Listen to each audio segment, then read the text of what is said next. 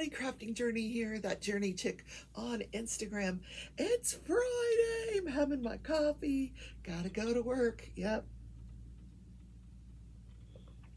Gotta go to work, gotta go to work. Okay, couple of things.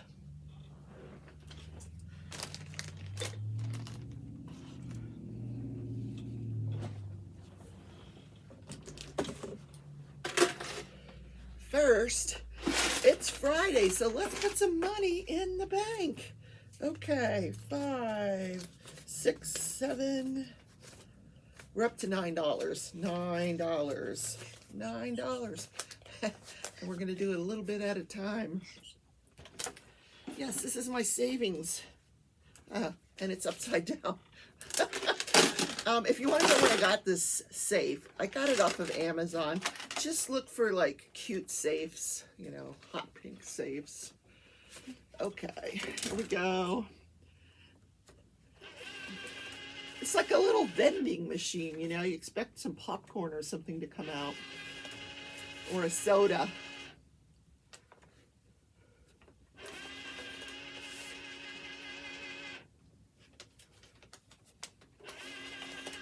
Now, I figure when I get up to about 25, I'm going to have to start over because I'm not going to be able to afford this every week. But we're okay for now. Come on. This is the $5 bill. It's locked.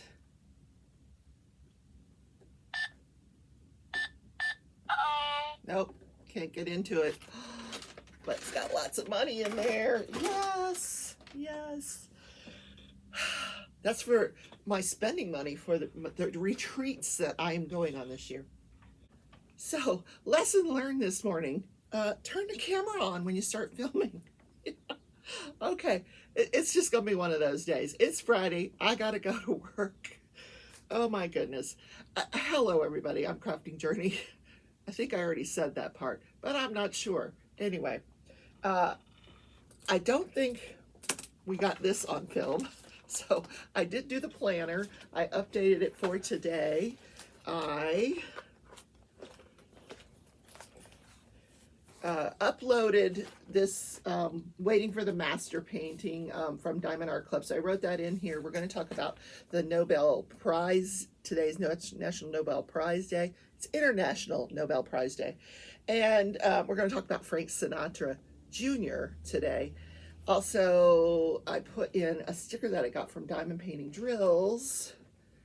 Yes, it's a Christmas sticker. I also unboxed the Diamond Painting Drills. They came in this box, in this beautiful paper, and I always have trouble opening this box. So today, this time when I got it, she wrote on the side of the box, "Cut here, Rebecca." So I cut there, and it was very easy to open. I always struggle with it. I don't know why. Anyway, here's what I ordered from Diamond Painting Drills. Every month I order the sampler pack. It's the themed pack. So this month I ordered the Christmas packs. Yes, they're for December. They're marked square and round. I always get one round, one square. Now this month's theme obviously is Christmas. There's red and green drills in here. Both acrylic and crystals in here, yes. And I'll try to put a close-up of them. And on the back is the DMC number, yes. And it'll tell you if it's AB or crystal. We even have some metallics, gold and silver metallics. Ooh, that's in the square, gold and silver metallics. Ooh, nice. I just need to get like a box to store them all in there now, because I'm getting quite a few of these. I just love them. There is, if you order these, you can get them in the jars, if you order jars, this is what you're going to get. You can also get them in baggies, and you're going to get there's about 600 in each jar, which is just enough to do a small area of the painting. Like maybe if you want to replace eyes, you know, bling out some eyes, or just one little part of your painting. And then if you really like it and you want to replace a whole section, you can order more. Yes. I also ordered a couple of jars of candlelight. This is a new drill to her site, and they're amazing. They're color changing, and this one's called Candlelight, and you can replace things like the yellow in the window with this candlelight, and it'll look like there's candlelight in there. And some of the times there's those lamp posts in some of our paintings. You can put this in the lamp post. So in my painting Notre Dame Nights from Diamond Art Club, on the Ticket to Ride event, I'm going to put some candlelight in the windows. Yes, I'm looking forward to that. Now, I am an affiliate with Diamond Painting Drills. Look down below for the link to that site, diamondpaintingdrills.com. However, Diamond Painting Drills is a sponsor of the Ticket to Ride event, and we'll have a discount code starting January 1st. I don't mind if you want to wait, but don't forget to use my link. Yep. Now, I'll admit, I didn't do much on this painting yesterday. And if I've already said this, because I've already filmed part of it, I stopped because I had to adjust the microphone, which I see now is still not working. So I'm not, I hope you can hear this. If you can't hear it, just turn up the volume, because today is just technical difficulties all over the place. And my coworker is late. I forgot to get gas last night. So we're doing this Secret Santa at work, and we have to give each week like little presents to the person's name that we drew. So I got this little present. It says Yarn Queen. I thought that was adorable. What was the other thing I got? Oh, it's a little cozy thing and a couple of Reese's peanut butter cups. Yum. I thought that was super cute. So yesterday, talking about technical difficulties, I was going to do a drive live. That did not happen because my iPhone does not want to connect to the internet when I leave the house. So I call my son because I get my cell phone through him, and he says, "Mom, remember I told you just to restart your phone?" So I restarted the phone, and that, of course, did not work. So I'm going to try it again today. If I can, I'll do it. If I can't, oh well. Did I do the Friday dance yet? Friday dance, Friday dance. If I'm doing it twice, it's because I'm super excited. It's not payday, but it's Friday. And what are my plans for this weekend? Clean the house. Yes, if I haven't already said it a dozen times, we're going to clean this daggum house. Pearl, what you doing? Oh, that's a big leap. Whoa, she made it. Cats are amazing. Psst, get away from there. Psst, get away from the tree. The bows are coming off. Hey, get away from the tree. You heard me. No. No. Psst, I'm going to get the spray bottle. I took the spray bottle out near our other tree. I need to get more than one spray bottle. Get away from the tree. Okay. Let's talk about the Nobel Prize Day. This is in 1901, the first Nobel Prizes were given out. Now, these were prizes that were bequeathed, so to speak, through Alfred Nobel's will. Now, who was Alfred Nobel? Oh my God. This guy was rich beyond, so mega rich. It's unbelievable.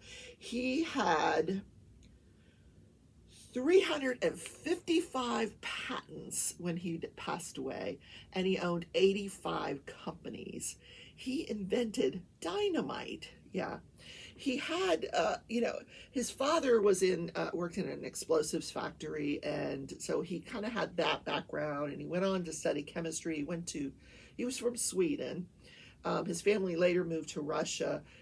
He studied in the U.S., he studied in a couple of other places, and then he set up a laboratory in Sweden, in Stockholm, where he was working with nitroglycerin, which he discovered several different ways that you could detonate it. Wow, that was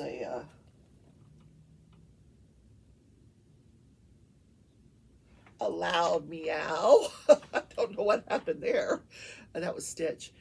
So he set up this laboratory, and he was experimenting with this nitroglycerin. And he, like I said, 355 patents, most of them explosives and used by the military. Well, there was an accident one day. Nitroglycerin is very explosive. It blew up the whole factory, killed his brother.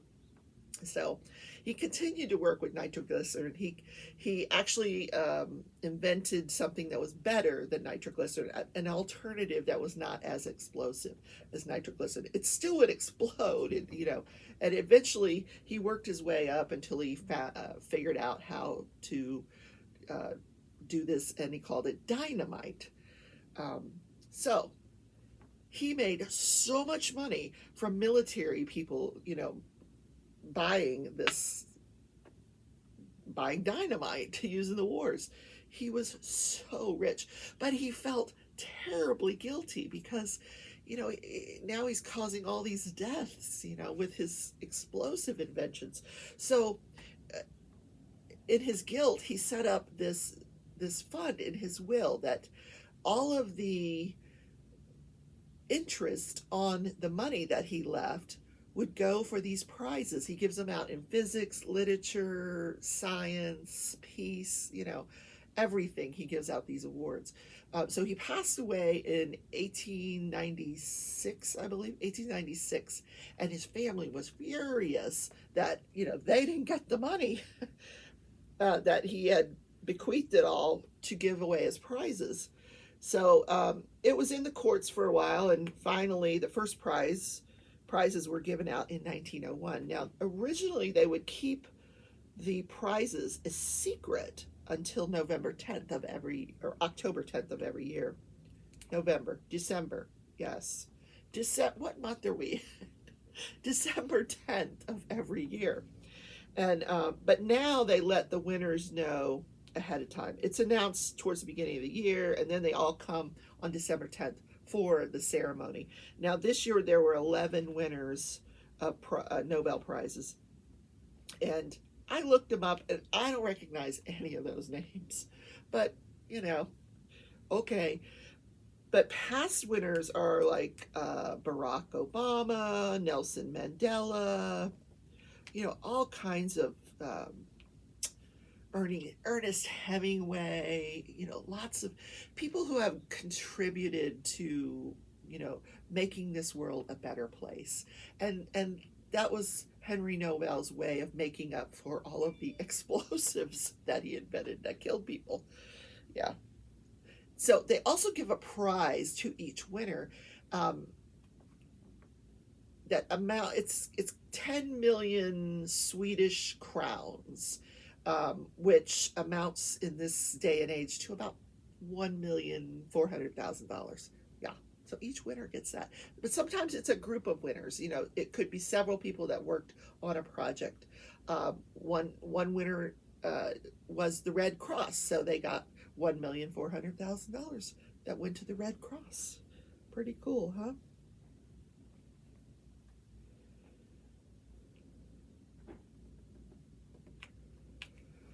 So, let's talk about what you came here for. Crafting and crime. What is going on in the crafting and crime world? Well, the first thing is Josh Duggar. The jury came back. Now, Josh Duggar, I like to remind you, if you're new to my channel, I do cover live trials. The live trial of Josh Duggar, jury was deliberating. He was a former reality star, the first of 19 kids and counting. That was a TLC show. And he married Anna. They had 7 kids, and he had been allegedly sexually abusing his sisters over the years. That was never proven. But he got charged with downloading and viewing kiddie porn on the internet. So yesterday, the jury came back. This is a federal case, because if you watch kiddie porn or download it, anything that involves a minor, less than 12 years old, and sex is considered child molestation. So he is facing up to 40 years in prison because he was convicted on all counts yesterday. Taken immediately into custody. He had been out on bond. Taken immediately into custody. He turned around, told his wife he loved her, and they took him away. So that is that. Yes.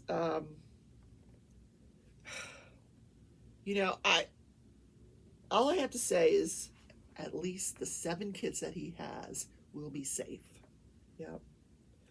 I think, at this point, his wife should probably move on with her life. Yeah. And, stop having children, focus on the 7 that you've got, make a good life for them. Yeah, that's what I would do. Yeah. Then in the Ghislaine Maxwell case, interesting yesterday. So court doesn't start till 9:45. So Ghislaine Maxwell, also a federal case, Ghislaine Maxwell is charged with sex trafficking. She was Jeffrey Epstein's girlfriend and house manager. Well, she ran the estates of Jeffrey Epstein. Jeffrey Epstein had also been charged with sex trafficking, but he committed suicide in jail. So not to be tried. And I got to tell you, if he hadn't committed suicide, he was going to bring down a lot of famous people with him, including Prince Andrew, Donald Trump, some very famous people, yeah, who he was known to cohort with.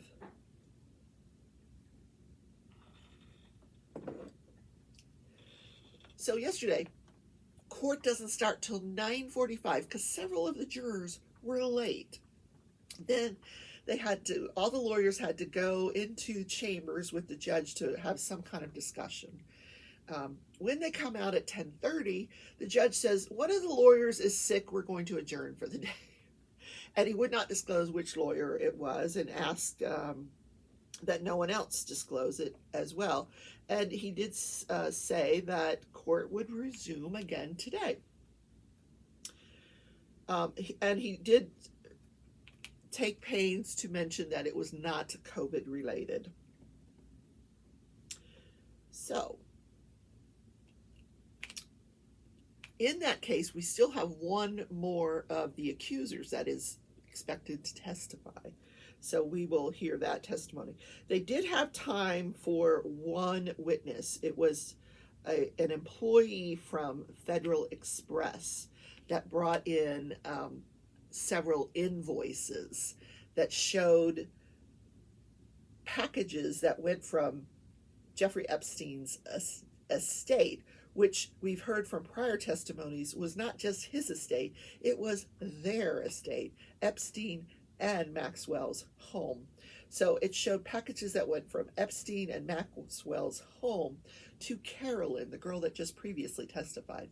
And when she testified, she said, I would get packages in the mail, lingerie, other types of gifts. So on cross-examination yesterday, she did admit that none of the packages had Maxwell's name on it. Okay. So who sent the packages? Epstein? I don't know. We know he didn't do anything himself. He always had Maxwell do everything for him. So, I don't know. Then, in the Dante Wright case, now Dante Wright is the young man. I found out he's 20 years old. The 20-year-old young man who already had a child and was in the car with his new girlfriend.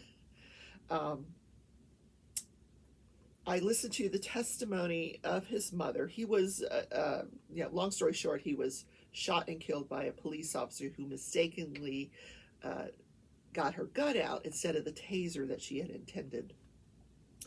So yesterday we hear the testimony. I listened to the testimony of the mother, which actually occurred the day before. And she's sobbing and crying, understandably so. But here's what happened. So he gets pulled over by the cops, and the cop comes up to ask him for his information, and he doesn't have it. He doesn't have a driver's license.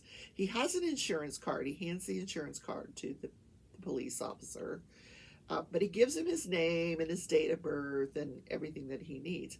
Now, the police officer had already run the tag and knew that the tag was expired, and when he found out that this was Dante Wright driving the car, he said, you don't own this car. He goes, no, my brother owns this car. And he mentioned his brother's name, David, which the police officer knew was the owner of the car because he ran the tag. So once he explained that it was his brother's car and he had just purchased it and had not had time to transfer the tag into his name, so he explained all that. So the cop says, okay, I'm going to go back to my vehicle and I'll be right back. Just sit tight. So he is sitting in there and he calls his mother. Now he's got a cell phone, but he doesn't have any minutes on his cell phone. He has no cell phone service, but he has Facebook. So he FaceTimes his mother and he tells his mother, Mom, the tag's expired. And she says, listen, when the cop comes back, just give him the phone and I'll explain everything, because the car used to be hers. Then she gifted it to her son, David. She had 2 sons from a previous marriage, one of which was David. Then she had 3 kids from her current marriage to Mr. Wright. Dante was the oldest. Then she had 2 younger girls. So she says, just give him the phone and I'll explain everything. So the cop comes back to the car. So Mom is testifying that she's listening to all this. He comes back. She hears him say, I need you to step out of the vehicle. And he's like, what did I do? What did I do? And he's like, just step out of the vehicle. Put the phone down. And so he puts the phone down on the dashboard. She hears the phone going on to something solid. He gets out of the vehicle, and she said after that she didn't really hear much, except she heard the cop say, don't do it, something like that. But that's at the point where he gets out of the vehicle and there's the struggle and everything. So she gets disconnected. So she's trying to reconnect. Now, meanwhile, we know what's going on. He's being shot and the car drives off, hits another vehicle. So she keeps trying to call back. So finally, the girlfriend picks up and she says, he's been shot. And she turns the camera and shows the mother her dead son. And, at this point she's sobbing. Oh, boo-hoo, I would be inconsolable. Yeah. If I FaceTime somebody and they said, your son's been shot, and then showed me a picture of him, put the camera on him. So she disconnects. She calls 911 and she says, listen, my son has been shot by a police officer. Where are they? So they connect her to several different agencies. They finally get to this Brooklyn agency and they tell her where this is at. So she goes down to where it's at and she goes under the yellow caution tape and she sees her son on the ground with a white sheet over him, and she knows that's her son because she sees his feet sticking out, and those are his shoes. So, and the cop stops her and says, no, you can't go over there. And she's like frantic, like, what happened? And apparently someone had told her that he had been shot because of a warrant. And she's like, why would you shoot my son because he had a warrant? Why did you shoot him? Well, it's a traffic stop. This was a traffic stop. And the 2 cops that are talking to her, they're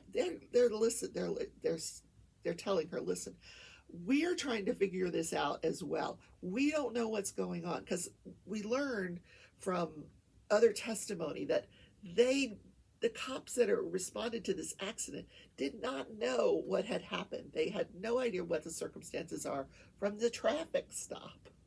They were responding to an accident where this guy's shot. Yeah, so she's like, they get her to sit down on the side and they're trying to talk to her. She says she called her husband. He came to the scene. She had Dante's son with her. She calls the mother of the baby to come get the son.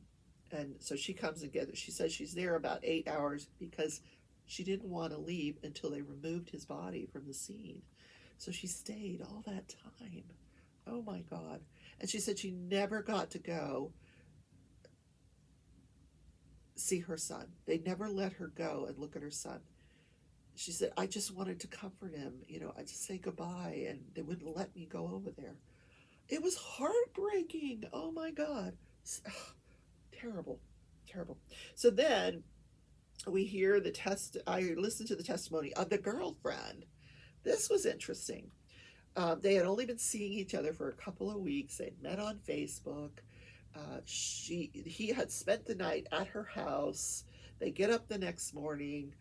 They smoke some marijuana. This is between 10 and 11. About 1 o'clock, they go over to his mother's house. He asks his mom, "Can I have $50? I want to get the car washed, get some gas in the car." So she gives him $50. He and the girlfriend go off, and they're going towards the car wash when they get pulled over. So she describes everything that went on, and she was very tearful as well. Um, when at the point where he engages the car and it drives over the median and gets into the crash, she suffers injury. She ended up with a broken jaw that they had to wire shut for several months. She had a lacerated ear, lacerated lip that had to be stitched. She had a concussion. So when the car comes to a stop, she sees that he's bleeding and she knows she's been shot. She grabs a towel. She's putting pressure on it. She's hysterical. Meanwhile, there's a cop at her window with a gun saying, "Get out of the vehicle with your hands up." She rolls down the window and says, "I can't. He's not breathing." Now this cop has no idea what's going on. That's why he doesn't know how many people are in the vehicle. He doesn't know that someone's in this vehicle that's been shot. So he says, "No, get out of the vehicle." Meanwhile, mom calls. She answers the phone and she says, "Listen, I want to apologize. I should not have shown her son. I'm so apologetic that I did that. No mother should see that, but I did it." So she gets out of the vehicle. They take her around the other side of the car, turn her around and say, "You're not under arrest, you're not under arrest." But then they proceed to handcuff her because they don't know what's going on. So then I listened to testimony of the people that were in the other vehicle. There was an older couple, they were in their 80s. Neither of them were severely injured. The husband was driving the vehicle. He already had a degree of dementia that apparently worsened after this accident. And the attorneys worked very hard to get, it was the mom, the woman that took the stand, because the husband is in hospice, he's dying. But so the woman that was in the accident took the stand, and then her daughter took the stand to explain. And they tried very hard to get them to admit that what the husband was suffering from predated this accident. And they were very careful to say, yes, it predated the accident, but it got much, much worse after the accident. His cognitive abilities declined severely after this accident, to the point where now he's on hospice and he's dying. And I suspect that's all because they probably have a civil suit against this police department. I'm sure. Because I just could tell by their responses that it was very carefully crafted to put the onus of his injuries on this accident, or his illness on this accident. So anyway, that was their testimony. Not severely, they didn't even go to the hospital that day. They went to the police station to give statements, and then they went to the hospital the next day. So then I also listened to the testimony of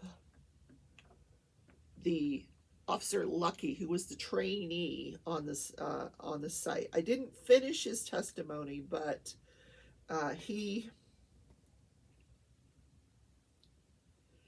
pretty much testifies consistent with what you see in the video. You know, he very straight. He does admit, you know, he says, when I went up to the vehicle and the guy says, "Why'd you pull me over?" Or, you know, what he said, you got an air freshener hanging there, even though he knew the tag was expired and everything. But apparently it is illegal to have an air freshener. So the other officer's testimony that I listened to was the person that was first at the accident. Now, and there was testimony from this woman who lived in the house across from the accident. because she had surveillance camera on her home. So they entered that footage, and you could see there was a lot of trees in the way, but you could see the accident occur. But right behind the car where the old couple were traveling was this police officer who was on his way to help with the traffic stop. So he's on his way. You see his vehicle camera footage when he testifies, and you see that he's following this vehicle, and all of a sudden, right in front of him, boom, is this accident. So he's on the scene immediately because it involved the car that was right in front of him, which had the old couple in him. So he has no idea what's going on, except that this accident involves the vehicle that fled from the traffic stop. That's all he knows, is that one of these vehicles fled from the traffic stop. So he gets out with his weapon, goes over to the car that fled, and says, "Get out of the car with your hands up." He doesn't know that the person in the car has been shot. He doesn't know this because all of this happened very, very quickly. And like I said, he was on that scene when it happened, when that accident happened, because it happened right in front of him. There was no time for anybody to say, "Hey, somebody got shot." He doesn't know that. So he gets this woman out of the vehicle, takes her around, cuffs her. Now, by now, other people are on the scene. He hands her over to someone else. He secures the scene, puts up the crime scene tape, and that's his testimony. Really interesting. They show the body cam footage of all that. I love these body cam footages. It's really cool because you get to see everything that happens. Absolutely everything. So that's all the testimony that I listened to yesterday. So that's why I'm going to do a episode tomorrow to try to catch you guys up on everything. So let's do this day in history real quick. Frank Sinatra Jr., obviously son of Frank Sinatra, is kidnapped by a group of men, taken to Los Angeles, where a ransom is demanded of $240,000. So they get in touch. Frank Sinatra gets in touch with the FBI. They arrange the exchange. They're going to leave him, out at this certain location. They're going to collect the money. It all went down. They collected their money. They released Frank Sinatra Jr. He was not harmed. Oh, we're playing with the cat toy. Oh, he's playing his game. That's what the mouse, he's catching the mouse. That's the squeaks that you hear. Later on, one of the men that was involved in kidnapping turns himself in. He just walks in the police station, confesses, says, "Yep." Then, so of course, everybody involved gets taken in, and they're all convicted.